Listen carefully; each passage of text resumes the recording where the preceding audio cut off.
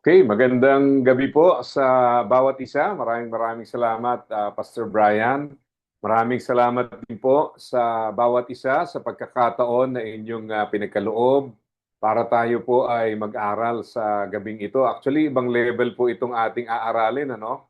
Kasi ang topic po natin is to reproduce disciples making disciples. At siguro simulan ko sa isang karanasan. Mga 2 weeks ago, ako po ay nagpatawag ng mid-year meeting sa aming mga officers and kasama po roon yung mga evaluation ng first half and then plans moving forward. No?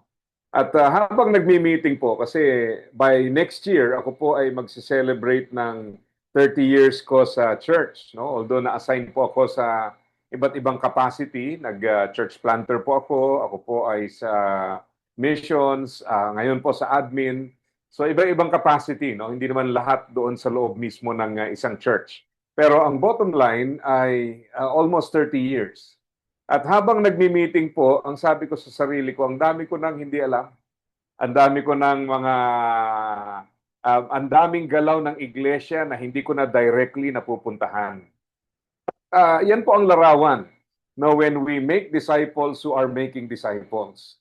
Pero ang kakaiba ho doon, kaya ako gustong simulan sa kwentong iyon, kasi yung pakiramdam ba na parang hindi ka na kailangan? No? Yung pakiramdam na parang meron na silang ibang kinikilalang leader, meron ng ibang sinusunod, meron ng ibang nangangalaga sa kanila. So I would say na talagang isang malaking hamon po dahil kakaibang season ito ng discipleship eh. Minsan, ang nangyayari po, instead of disciples, we produce quote and unquote followers. Ano? Yung bang parang fans club. Kaya minsan nakasentro sa atin at may mga pagkakataon po, although we disciple them, we become the very hindrance sa kanilang pagdidisipulo sa iba. Kasi pag hindi po tayo nagkaroon ng shift sa ating role, no? Parang pagpapalaki ho ng anak yan eh. Pagka tayo po ay binaby lang natin sila ng binaby, we will always be needed. Ano? Kasi hindi natin sila tinrain to become mature, eh, di ba? Parang pag binaby mo yan, ako lahat aasikaso sa iyo, ako lahat gagawa para sa iyo, you will always be needed. But ang problem po doon, they will never mature. Kaya talagang parte po nito is to understand that in discipleship, hahantong tayo sa punto po na sila ay magmamature and then less and less dependent on us. Ang reality po, they will become colleagues and sometimes they will become our consultants.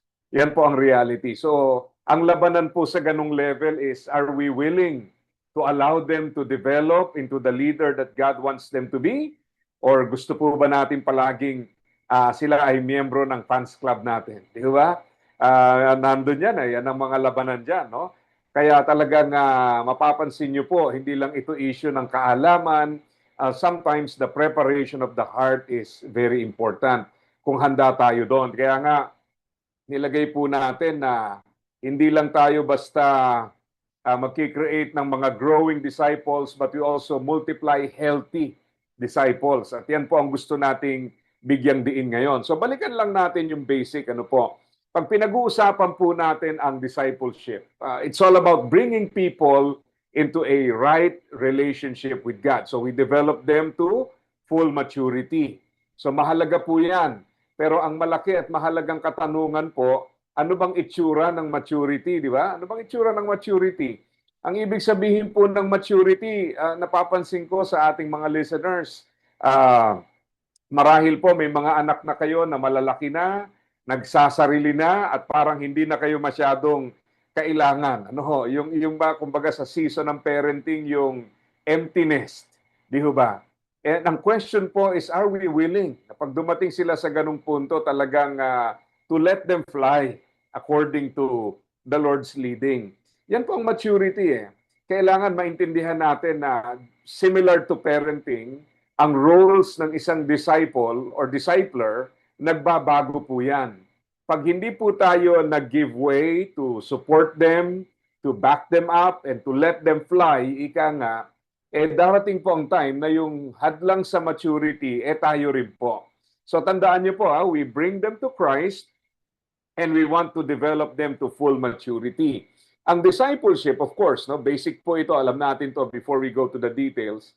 Ang discipleship po is basically a learner. No? So, kinakailangan po makita natin na when you have people who want to become disciples, they are learners.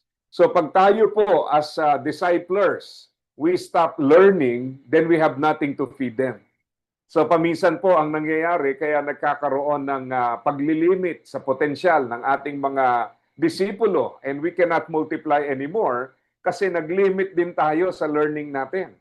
So kailangan po as leaders, tayo po ay merong palagi ang pagpapalago para sa ganoon itong mga disciples or learners na pinagkatiwala ng Panginoon sa atin ay patuloy din nating mabigyan ng kanilang mga pangangailangang aral at spiritual. Kaya magandang alamin po at maintindihan na parte po talaga ng discipleship, yung discipler po is somebody who is constantly growing as well.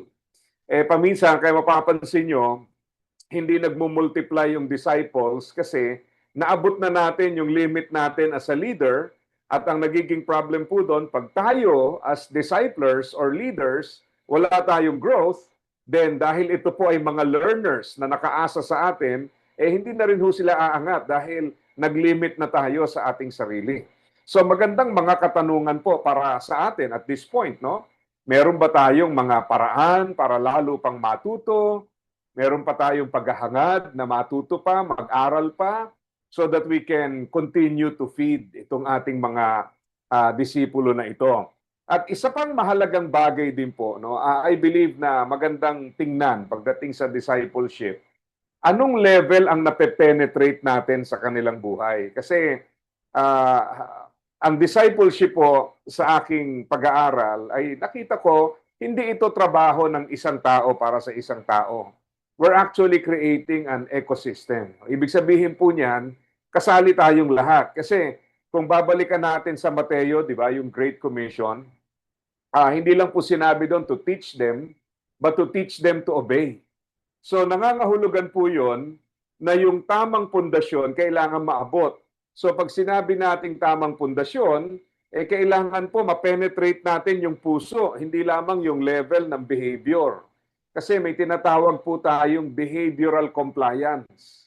Nang ibig sabihin, sumusunod po sila, gawa ng nahihiya, natatakot, o marahil nire-respeto tayo. Pero pag hindi po nag-penetrate sa level ng values yung ating mga tinuturo, ibig sabihin po noon, kaya lang sila sumusunod dahil sa atin. Disciples who make other disciples embrace the values of discipleship. Hindi lang po behavioral compliance. Kasi ang discipleship is not just a program. Kailangan merong sense of ownership. Ito nga yung napansin ko, no, yung aming isang leader pagdating sa young couples ministry, talagang he spends time, ang bukang bibig po ng aming mga young couples ay pangalan niya, sila pong mag-asawa ang talagang napaka-effective. And sinasabi ko nga as I observe, ito yung season ng discipleship na dati sila ay nasa pangangalaga mo, ngayon ay nag-i-invest sila sa buhay ng mga taong to. So ibig sabihin, yung mga taong nasa ilalim po nila will definitely respect them, will cherish them, will appreciate them. At pagka nandyan po yung insecurities natin, mga kapatid, hindi natin kayang i-empower sila to become disciples, to also make disciples. Yan po yung sinasabi natin. Kaya talagang kailangan ma-realize natin ang labanan iba, no? Yung feelings of parang hindi na ikaw yung bukang bibig ng mga nasa ilalim mo, hindi na ikaw ang directly involved sa kanila, hindi na ikaw ang hinahanap, which is actually good in many ways para makapagmotor na kami ni Pastor Brian. Hindi. Kailangan po yon dahil ang layunin o hangarin po natin talaga dito is for them to mature. At ang maturity means they embrace the values of discipleship. Yung values po ng Bible will shape their minds and emotions. It will shape their decisions, and eventually, it will change their behavior. So kailangan umabot tayo sa level po na na-penetrate yung values para matiyak natin na itong mga disciples na ito na ating napoproduce, tama po ang pundasyon. Kasi ang reality po, pag pinag-uusapan natin ng discipleship, maraming bagay po nakapaloob dyan eh. No? Isa-isahin natin. Ano? So una, kailangan po, part ng foundation is we start with responsible evangelism. So if we want them to multiply, kailangan po marunong sila mag-evangelize. Di po ba? Sometimes ang nangyayari po, we just grab, kinukuha natin kung sino yung mga nandyan na po. And pag wala po tayong tao na hindi mananampalataya, na nakakakilala sa Panginoon, then ang mangyayari po is wala tayong mga ididisipulo sa loob ng iglesia. So kailangan may passion for the lost. That's a very important foundation. Pangalawa, yung responsible evangelism po na tinatawag natin is winning the lost by bringing them into a right relationship with God. And then yung follow-up nandun so that they will grow. Sometimes ang nagiging problem po at hindrance sa discipleship, natutuwa tayo pag ang mga tao ay nakakakilala sa Diyos, pero hanggang doon na lang. Kailangan nating maintindihan po, discipleship is more than that. That's the beginning, pero kailangan magtuloy-tuloy. And number 3, napaka-importante, yung spiritual growth is not automatic. Hindi po automatic yan. No? They need care. In fact, kanina po, galing ako sa basketball. No? Ang aming church po ay nakahanap ng ibang paraan para magkita-kita at makapaglaro. Bakit namin binuo itong basketball? Actually, we don't do Bible study sa court. We just play with fellow Christians, mga churchmates. Bakit po? Because we believe na para matulungan natin ang isa't isa, we have to give them the right environment. Na alam nyo, napakahirap turuan yung hindi mo makuha mula dun sa dating barkada, hindi mo makuha mula dun sa dating mundong ginagalawan. So it is important to give them itong mga bagong accountability group. It has to feel natural. Hindi po yung parang pinilit lang na ito, D-group mo ito under ka kay discipler ganito. It has to be natural. At para maging natural po yung relationship, we have to provide ways para talagang merong informal setting kung saan ang pagkakaroon ng ugnayan ay magiging mangyayari po. So disciple making is about maximizing influence through multiplication. So pag-usapan natin ng ilang bagay. So nabanggit natin, a disciple is a student, learner, or pupil. Okay. So let's talk about something very important. Ito po. Ang discipleship is only the tip of the iceberg. Napaka-importante niyan. Sa ilalim po niyan, para yung disciples ay talagang mag-multiply, kailangan po, maybe you can fill in yung iba, foundation, okay? Kailangan matibay ang pundasyon kasi ang napansin po natin sometimes pag ang ating mga disciplers ay naging abala na sa kanilang personal na buhay, hindi po nila nakita ang discipleship as a lifetime challenge na para bang ito ay seasonal, pag walang problema, walang trabaho, walang asawa, is something we do, pero pag nag-asawa, nagtrabaho, nagkaroon ng kaabalahan, it's something that tatalikuran na natin. Hindi po kailangan talaga yung foundation nandoon Ang totoo po niyan, in my observation sa aming church, yung pagpapalit natin ng season gives us a new position para ma-disciple natin yung next generation sa panibagong season na yon. So kaya sinasabi ko palagi, hindi dahil nag-asawa, nagkaanak, nagkatrabaho, kakalimutan na natin tong discipleship. Hindi po, kailangan talagang yung foundation is clear, that this is something that should continue. Pangalawa, aside from foundation, is definitely motivation.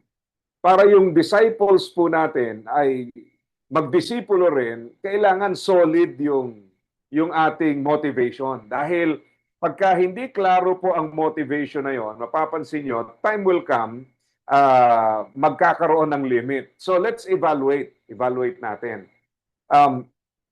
Let me give you this verse. Dito po sa Hebrews 5:11-14. Basahin ko lang po. Pwede niyong subaybayan sa inyong paboritong translation. Sabi po rito, there is much more we would like to say about this, but it is difficult to explain, especially since you are spiritually dull and don't seem to listen. You have been believers for so long now that you ought to be teaching others. Instead, you need someone to teach you again the basic things about God's Word. You are like babies who need milk and cannot eat solid food. For someone who lives on milk is still an infant and doesn't know how to do what is right.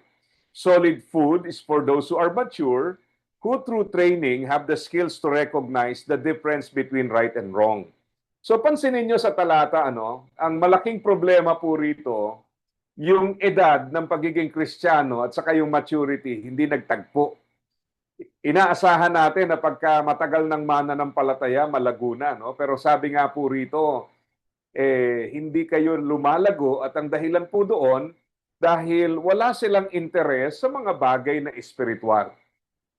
Kaya talagang mapapansin nyo ang isang mahalagang pundasyon po ng discipleship.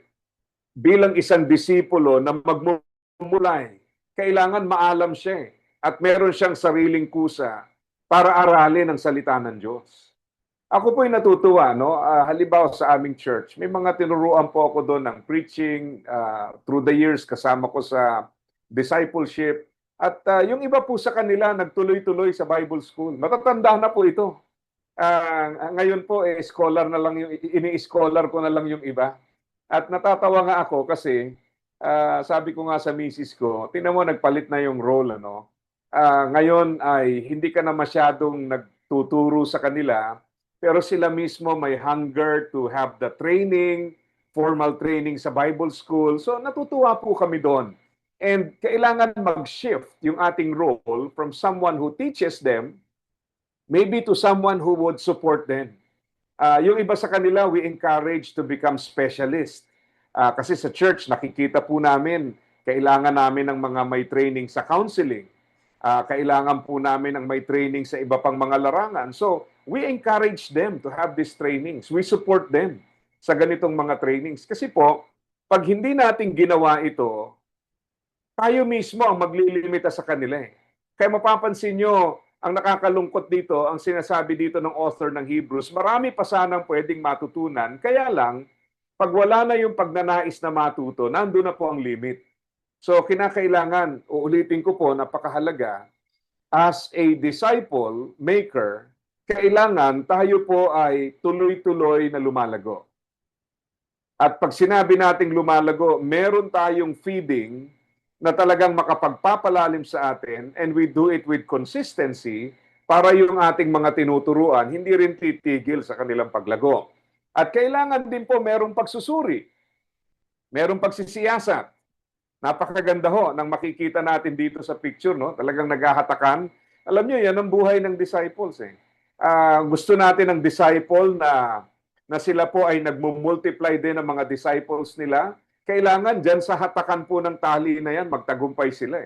Ano-ano ba yung mga humahatak dyan? Nandyan po yung, obviously, no, yung mga persecution, yung opposition sa pananampalataya, and sometimes, yung sariling mga kaabalahan.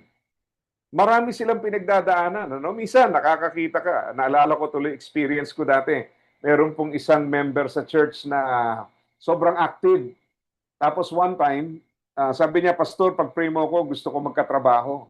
Ay, pinag-pray ko po. At napaganda siguro yung prayer. Nagkatrabaho na wala sa church.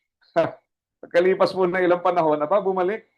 At ang sabi ko po sa kanya, kumusta kapatid? Matagal tayo din nagkita. Sabi niya, Pastor, may trabaho na. Sabi ko, pwede ba tayo mag-pray ulit?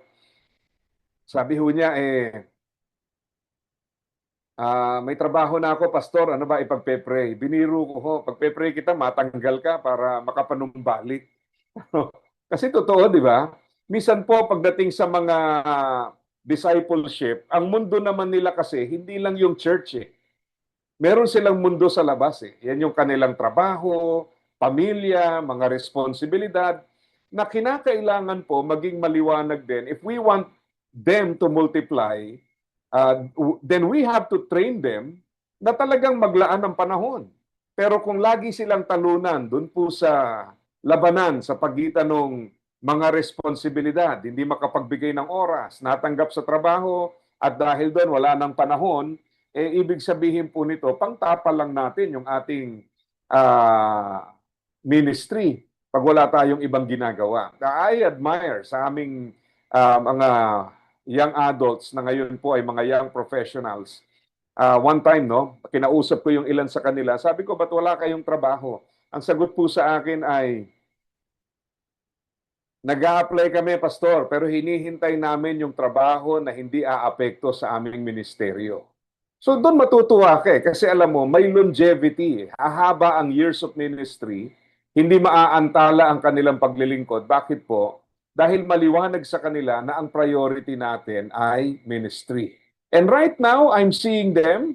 Nakikita ko po, they are making disciples. Tuloy-tuloy and patuloy pang ginagamit ng Panginoon sa iba't ibang kapasidad at nakakatuwang isipin. Pero bakit po nila nagagawa yon? Kasi po, bagamat sila ay nag-transition from student, unemployed, to employed, ay talagang hindi sila gumawa ng mga kapasyahan that will make obedience difficult. So parte po ng ating pagtuturo sa ating mga dinidisipulo is to make sure also na yung kanilang mga personal decision will not make complications sa kanilang ministry. Kaya minsan mapapansin nyo, bakit namamatay ang discipleship? Bakit hindi na dumadami? Kasi minsan biglang nagtrabaho na, nag-asawa na, nagkapamilya na, may kaabalahan ng iba. Di po ba? Itong mga natural transitions in life ay nagiging hindrance eh. So ang ibig sabihin po, hindi natin sila na-train properly to understand yung essence ng discipleship. So they have to be confronted. So ano po yung confrontation? Hindi po marahas na confrontation, pero ito napakahalaga to eh. Ano bang klase talaga ang meron? Are they just accommodating Jesus? Or are they devoted to Jesus? Magandang tanong po yan. Kasi pag sinabi mong accommodating, ibig sabi nga dyan, a convenient arrangement, ibig sabihin, okay, may iba akong kaabalahan, pero idadagdag lang kita, Panginoon. Pero pag sinabi nating devotion, ang ibig sabihin po niyan, priority natin ang Panginoon. So we commit to Him. So kailangan po, when we do discipleship, they must be confronted. If you remember, ang Panginoong Jesus, di ba? Kinonfront niya yung mga sumusunod eh. Ang dami-daming sumusunod sa Kanya. Ang description nga ng Bible, multitude, crowds, no? A huge crowd, a great crowd. Pero kinaharap ng Panginoon at ang sabi niya, if you want to be my followers or my disciples, you must deny yourself, carry your own cross, and follow me. So in other words, ito yung acceptable, ito yung hindi. Hindi pwede na magiging disciple kayo, pero meron kayong mga bagay na hindi iiwan. At magugulat po tayo sometimes dahil nga sa panahon natin ngayon, ang discipleship parang naging programa, naka-enroll sila sa discipleship program, they're running the materials, but they are never confronted dito po sa katanungang ito. Ang meron ka ba ay devotion talaga sa Panginoon? Or are you just accommodating Jesus? Kasi kahit maalam po sila, alam nila yung programa, alam nila yung material, alam nila yung gagawin, but if the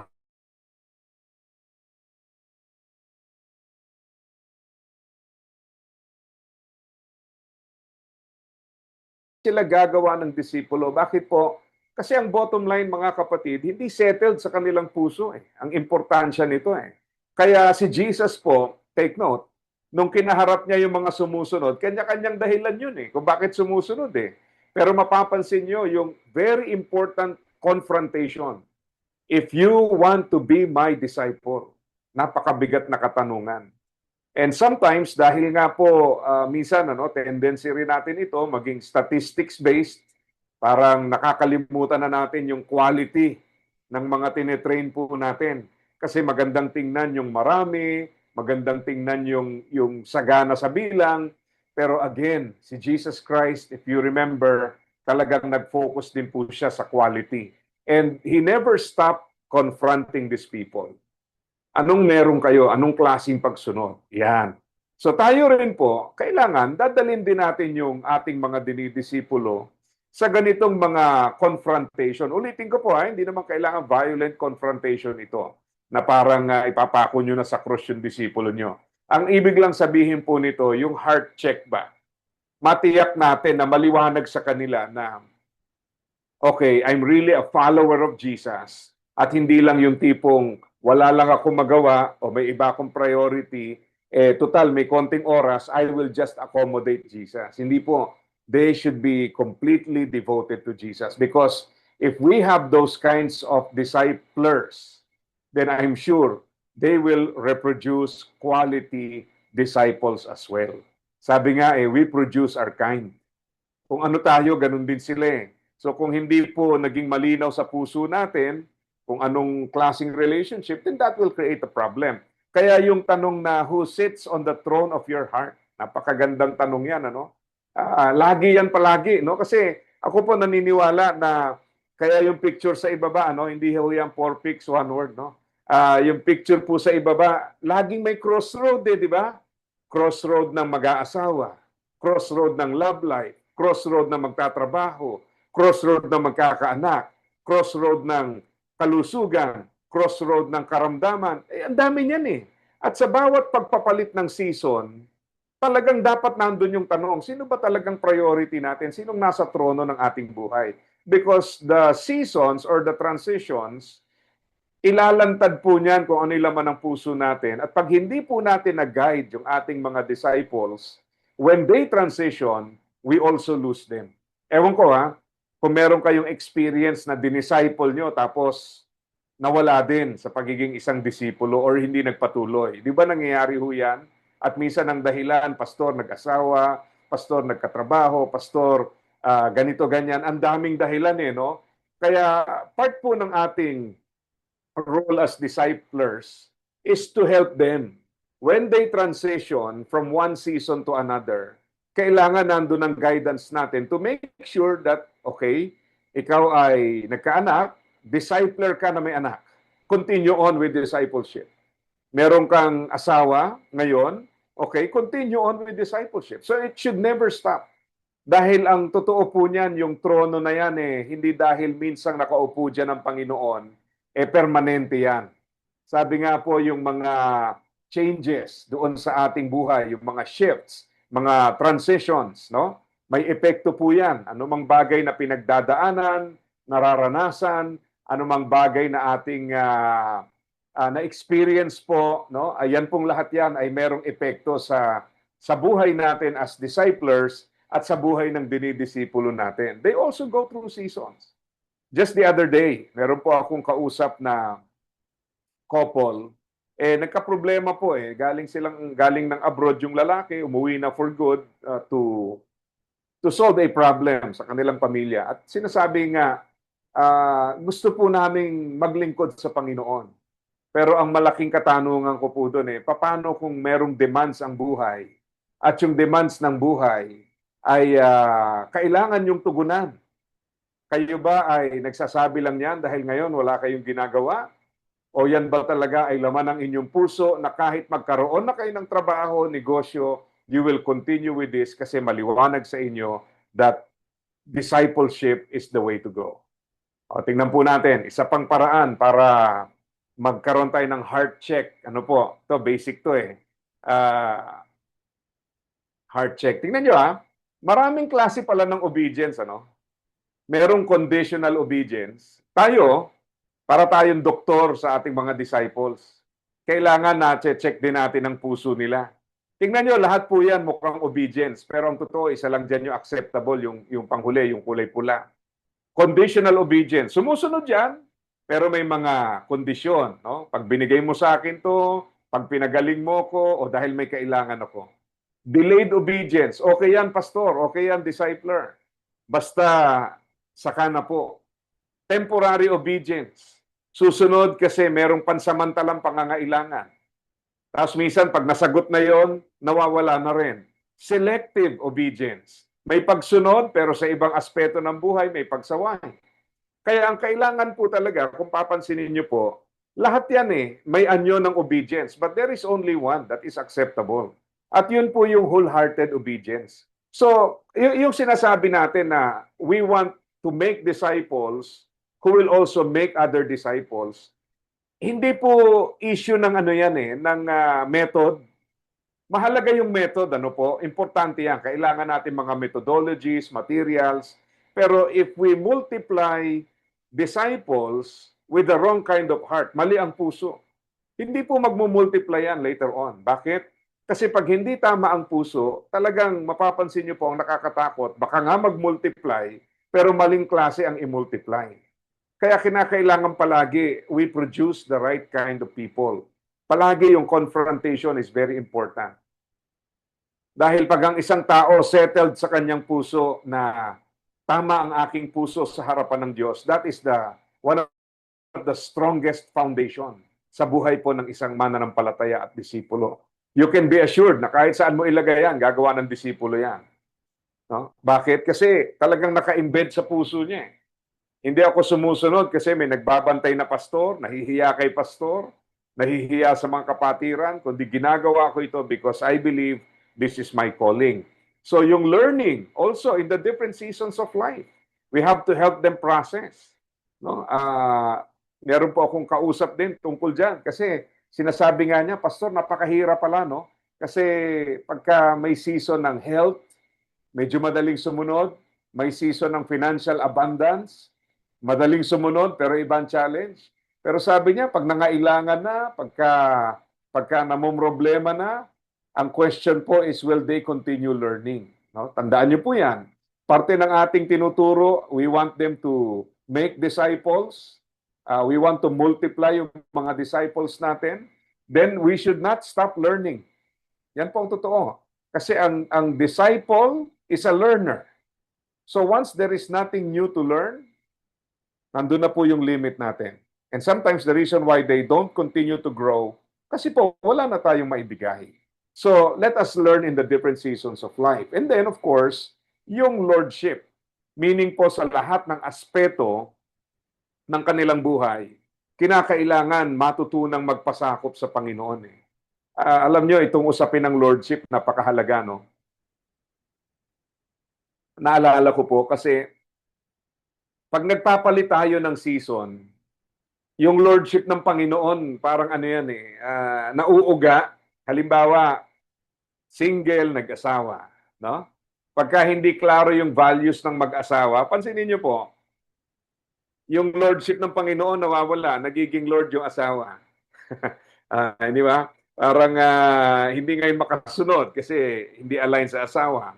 O kaya nagkatrabaho, mapapansin mo na yung lord na, yung boss. So hindi na makasunod eh. Kaya talagang parte po nito is as disciplers, we help them process yung mga transitions na ito. And as they transition from one season to another, kailangan i-process natin sa kanila. Now, ito po ang isa pang gusto kong i-discuss, no? Kasi yan po ay personal. So again, the confrontation on a personal level. Kailangan alam natin yung quality ng disciples. Ngayon po, ang gusto kong makita naman natin, yung disciple na ito is a member of God's family. Obviously, ano po? Pero ano bang ibig sabihin yan? Meron kasi tayong tinatawag na transformation ecosystem. Ako po ay naniniwala na pag sinabi nating discipleship, yes, merong discipler, may disciple, pero yung church overall, yung kabuuan, kailangan nagbibigay tayo ng paraan para sila po ay matuklasan yung kaloob na espiritual, mabigyang daan sa paglilingkod, pag sila'y nagkasala, disiplinahin at i-restore. Di ho ba? Gabayang makapanumbalik ulit. Pag napapariwara, paanong ibabalik? So, hindi lang ito trabaho ng isang tao. Kailangan maging kultura ng isang iglesia yung tinatawag nating biblical model ng isang church. Yung pag-ibig ng Panginoon ay nandoon. Ay, ano bang sabi ng Great Commission? Teach them to obey. Paano kung wala namang ministry para doon sila mag-obey at magamit? Di ho ba? Kaya nga, I remember several years ago, right now, binalikan namin ulit, ginagawa namin ulit. Meron kaming tinatawag na ministry explosion na kung saan ay intentionally ni-recruit po namin ang mga members namin sa iba't ibang mga ministries. No? Yung mga bago, tsaka yung luma. Sumali sa music, may nagpalista po sa ushering, may nagpalista po sa evangelism, at marami pang iba. Tapos, ang mangyayari po doon, they will be given 6 months, 6 na buwan, para mag-expose ka as an usher, expose ka sa music, expose ka sa teaching or whatever ministry, maraming klase. And then after 6 months, ililipat ka sa iba. Ang purpose po nito, una, para sa mga matatagal ng mananampalataya. Kasi minsan, napako na sa isang ministeryo kahit na hindi pala yun ang kanilang kaloob. Di ba? Minsan kasi dahil doon may available, so akala nila for life yun na yun. Yung iba naman po, mga walang ministry, they are given the opportunity. Kasi kung challenge lang tayo ng challenge, maglingkod kayo, but we don't provide the opportunity for ministry. We don't guide them, we don't recruit them, we don't assign them, we don't evaluate them. Alam niyo po, yan ang maglilimit na yan sa discipleship. After a while, dumadami, take note, dumadami pero pantay-pantay lang. Kailangan yung pagdami, ibig sabihin, ay lumalago din. Hindi po yung marami na pare-parehas, di ba? Para ka nagkaroon ng napakaraming anak, asset ba yun? Siyempre, ang sagot, depende, di ba? Pinoy tayo eh. Laging depende sagot eh. Pag sinabi ho nating asset yung anak, ibig sabihin, mula po dun sa dating inaalagaan, ngayon po, nagko-contribute na. So, ibig sabihin, lumalago din sila. We don't just multiply them. Kasi pag marami kang anak at lahat dependent sa iyo, habang dumadami, pahirap ng pahirap. Pero pag sila po ay dumadami at lumalago, habang tumatagal, marami kang katuwang. At yan po ang isang kagalakan ko din sa aming church. Ano po, dahil nag-church planting nga po kami, at meron kaming mga members na talagang nagiging dual citizen po. Anong ibig sabihin? Member sa mother church, member sa daughter church, because they really commit their time. Kaya nga, nakakatuwang isipin na tumatakbo ang gawain dahil may mga tao po na talagang parte ng transformation ecosystem. They know na tayo pong lahat kailangan ay nagbibigay ng affirmation, nagbibigay daan para ang iba po ay makasali sa ministry. Tingnan nyo yung mangyayari dito sa ecosystem na ito. Una, change is not accidental but intentional. Kasi ibig sabihin po ng ecosystem, lahat ng mga departamento at lahat ng miyembro ng church, nagkakaisa po tayo para tulungang lumago. Kagaya po kanina, nasa basketball nga po kami, we play with them. Bakit? Kasi ang point po doon, of course, exercise, gusto mo rin maglaro, pero you provide an environment na ang kasama mo mananampalataya. Sa halip na yung, nasaan si hindi na nagsisimba, nahatak ng barkada niya ron. Ngayon ho, ang tanong, nasaan si ba't di na nagsisimba? Naglalaro po sila ni pastor. Hindi pa rin nagsimba. Pero ang idea po doon is, di ho ba, they are surrounded with people. If they don't go to church, bring the church to them. So yan po yan. Pag wala yung tamang environment, growth will be hampered. So growth is supported, not done alone. Hindi lang mag-isa. Na parang ikaw lang fighting against the world. Kundi kailangan makita natin ang bawat isa. One time, meron akong kinonfront tungkol dyan. Kasi yung prinsipyo iba. Ayaw po nila magpatayo sa mga ministries na mga baguhan. Magkakamali, pastor, hindi maganda, ganyan. Sabi ko, well, alam niyo ho, lahat naman nagsisimula sa baguhan. Give them the proper training, give them the proper exposure, pero tayo po ay hindi tinawag to become performers na ang goal ay perfection. Tinawag tayo to disciple people. Nang ibig sabihin, this is ministry. At dahil ministry ito, parte ho nun is you allow people who can possibly make mistakes and then train them. Hindi po yung parang performance lagi, kailangan flawless. Kasi hindi naman ganun ang calling ng Panginoon sa atin. Kahit nga yung mga disipulong kasama ni Jesus, di ba? Kasama niya sila, pero hindi po sila, masasabi natin marami rin silang mga naging failures. Progress is measurable. Ito, isang ginagawa namin ngayon. Ngayon po, pag nagba-Bible study kami, ang mga lesson po namin from time to time, we give them certificates. Ang purpose po noon is so that we can monitor kung kumusta yung progress ng bawat isang member. Anong mga doctrines na pagdaanan, ano yung natutunan, so that we can plan ahead. And then impact is sustainable. Bakit po? Because there is commitment. Pagka walang commitment, yung impact is temporary. So basically, transformation is the fruit. Ecosystem is the soil. Di ba? Gusto mo ng pagbabago, saan mo tinanim? So kailangan yung ating church, yung ating samahan, ay isang matabang lupa para po yung mga dinidisciple natin, lalago sila. Para sila po ay natitrain, they're given exposure, they're given affirmation, and even, kagaya ng binanggit ko kanina, they're given confrontation. So yung ecosystem, so kanina po personal, kailangan may confrontation. Ngayon naman po yung ecosystem.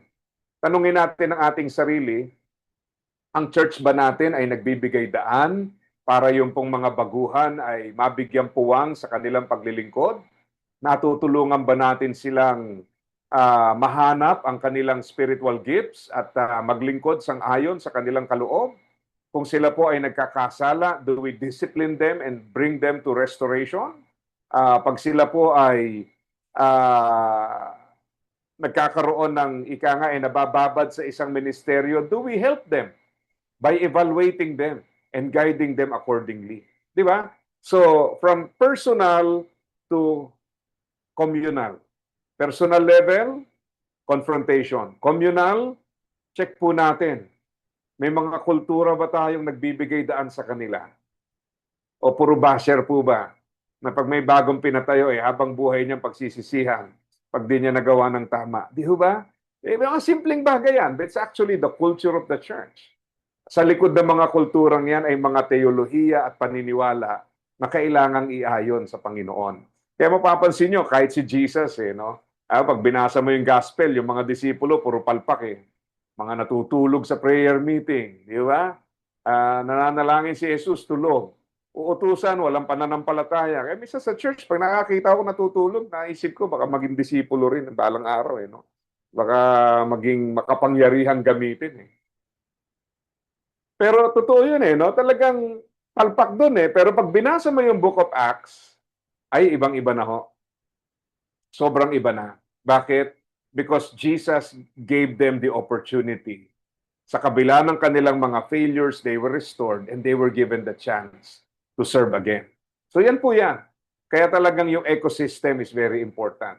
Kailangan maisip natin yon, yung ecosystem ng church, yung mga fellowship natin, kultura natin, yan hubang lahat ay nagko-contribute doon. Pangalawa po, a disciple is model of God's character. Importante ho ito kasi paminsan sa discipleship, ang nagiging hubog nila, yung discipler nila.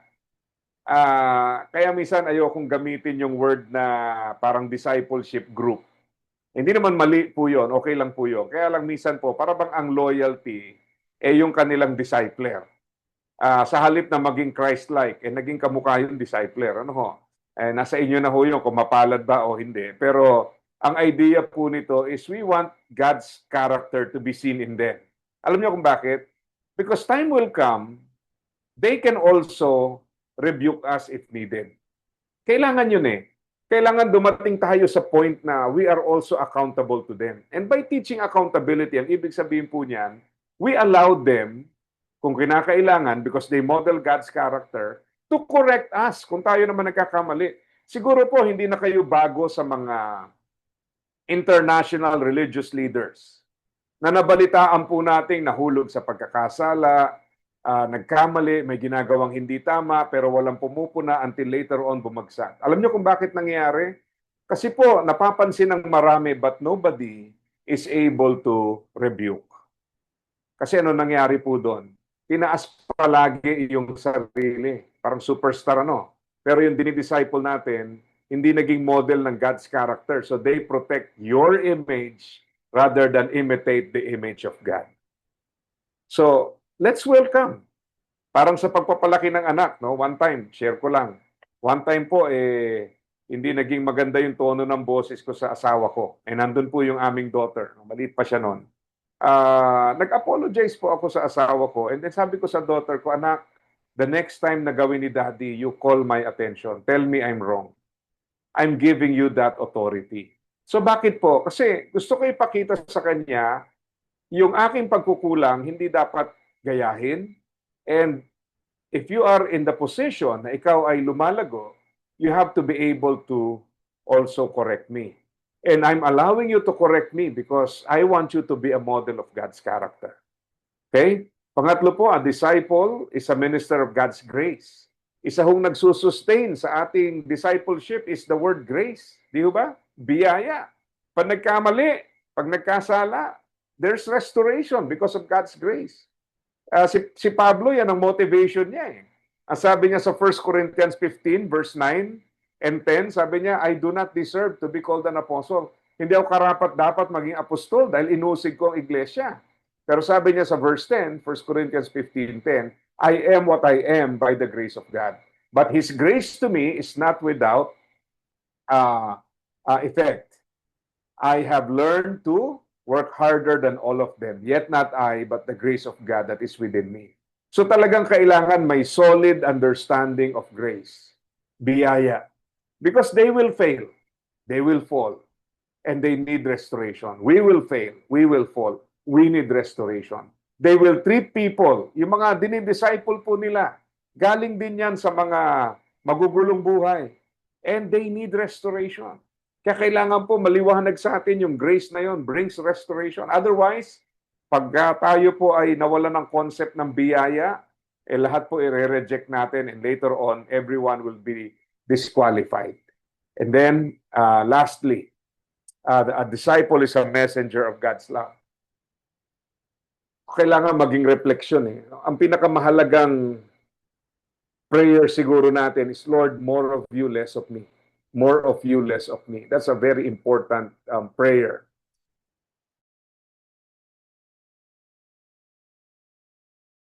Teach this to them. Kailangan pong matiyak din natin as disciplers that they really understand God's love. Now, let me end with this passage, no? Sa Revelation po, chapter 2, verse 2 to 4. Bakit ho importante ito sa discipleship? Again, we want to produce disciples who make disciples. Now, ito pong passage na ito ay parte ng evaluation. Now, take note, galing po ito sa aklat ng pahayag. No? Alam natin yung Revelation is aklat pong sinulat para end times, di ba? Mostly. Pero actually, yung first 3 chapters, particularly chapters 2 and 3, evaluation po ito ng 7 churches. At yung 7 churches po na ito, in-evaluate ng Panginoon, tinuturuan tayo sa panahon natin ngayon, ano yung hinahanap ng Panginoon sa atin. So tingnan niyo po So kung meron kayong paboritong version, you can look this up. Sabi po rito, I know all the things you do. I have seen your hard work and your patient endurance. I know you don't tolerate evil people. You have examined the claims of those who say they are apostles but are not. You have discovered they are liars.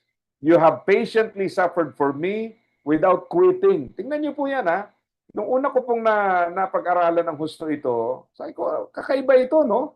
Kasi ang sabi niya rito, ang iglesyang ito, based po sa verse 2 and 3, ay napaka-okay na church. Merong hard work, merong patient endurance, they don't tolerate evil people, they examine the claims of false apostles, kaya nilang ilantad, they patiently suffer without quitting. Grabe, no? Talagang kahanga-hanga po up to this point. Very good church. Pero nasabi ng verse 4, but I have this complaint against you. You don't love me or each other as you did at first. Yung pong mas popular na salin ang sabi doon, you have forsaken your first love. Now, ito po ay New Living Translation. Now, if you connect this to the greatest commandment, ano po yung greatest commandment? To love the Lord your God and then to love others as you love yourself. Yan po exactly ang nangyari. Verse 4. You don't love me or each other as you did at first. So ano pong ibig sabihin? Ang ibig sabihin po nito, naglilingkod po sila na merong sakripisyo, may service, meron po silang ability to identify false teachings, may suffering, and yet, ang sabi ng Panginoon, yung puso nyo malayo sa akin. Alam nyo, dito namamangha po ako kasi madalas naiisip natin, pag maayos ang puso, maganda yung paglilingkod. Pero dito kakaiba . ang ganda ho ng paglilingkod, pero hindi maayos ang puso. Anong ibig sabihin? Pwede pala. Ilang warnings po. First warning, yung pusong nagmamahal sa Panginoon, pwede ho mag-deteriorate yan. You want to produce disciples who will multiply yung kanilang disciples? Guard the heart. Yung pagmamahal sa Panginoon. It should be guarded. Huwag lang natin tingnan na ginagawa nila yung dapat gawin, but let us make sure that they do it because they love the Lord. Kaya sabi rito, you don't love me or each other as you did at first. Ang limit nila, hindi naman yung alam nila eh. Ang limit nila, hindi yung hirap eh. Ang limit nila, hindi po yung nawalan sila ng kaalaman. Hindi po. Ang limit po nila is the heart.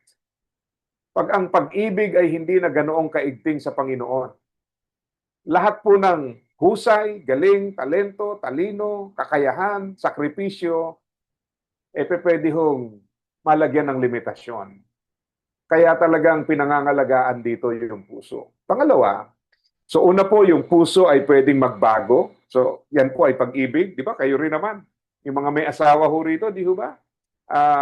Nararanasan nating lahat yan eh, di ho ba? Sabi ko nga, ang biro ko nga, paminsan ho, yung dating kinikilig, ngayon kinikilabutan na pagkasama yung asawa eh. Minsan ganun ano. Paano ba nangyari? Ako ay nagkakasal din eh. At napakarami ko na hong narinig na mga pangako, magkasamang tatanda, magmamahalan habang buhay. Tapos mamaya ayaw na, maghihiwalay na. Sabi ko nga, yung mga bagong kasal o kinakasal pa lang, pag nagtinginan po, ang lagkit. Pero pag matagal na ho, nanlilisik na yung mga tinginan. So bakit? Paano nangyari? Kasi nga po, if we don't protect our hearts, maaaring nandun pa rin yung relasyon. Pero yung pag-ibig, wala na eh. That's the danger. Kaya talagang ito pong passage na to is a good reminder. Huwag tayong umasa na dahil, naglilingkod pa, okay yan. Hindi po. Kailangan talaga ma-check ang puso. Dahil yan po ang pinakamahalaga dyan. You cannot make disciples who multiply if the heart is not right. The heart should be tested. And we have to create an ecosystem, a church, that always develops the heart. Yun eh. Patuloy na pagtuturo sa pag-ibig sa Panginoon. Ngayon, paano natin ibabalik kung sakaling, naligaw na ho ang puso? Ito po ang sagot sa Revelation 2:5, yung karugtong.